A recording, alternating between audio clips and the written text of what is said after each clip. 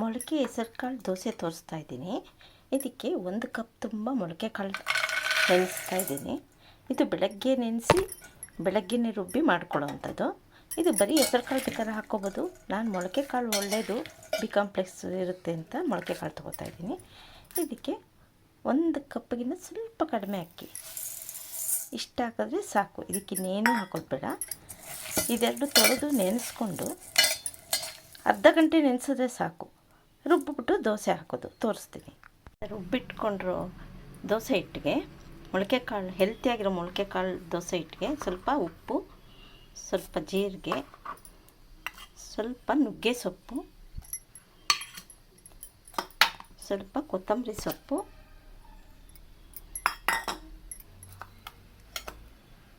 ಸ್ವಲ್ಪ ಕ್ಯಾರೆಟ್ ತುರಿ, ಇದಿಷ್ಟು ಹಾಕಿ ಕಲಿಸ್ಕೊಂಡು ಈಗ ದೋಸೆ ಹಾಕಿದ್ರೆ ತುಂಬ ಚೆನ್ನಾಗಾಗುತ್ತೆ. ದಿಢೀರಂತ ಮಾಡ್ಕೊಬೋದು. ದೋಸೆಯನ್ನು ಹೇಳಲಿಲ್ಲ ಅಂದರೆ ಈ ಥರ ಈರುಳ್ಳಿ ಕಟ್ ಮಾಡಿ ಈ ಥರ ಸವರ್ಕೊಳ್ಳಿ, ದೋಸೆ ನೀಟಾಗಿ ಬರುತ್ತೆ. ಈಗ ದೋಸೆ ಹಾಕೋದು ತೋರಿಸ್ತೀನಿ.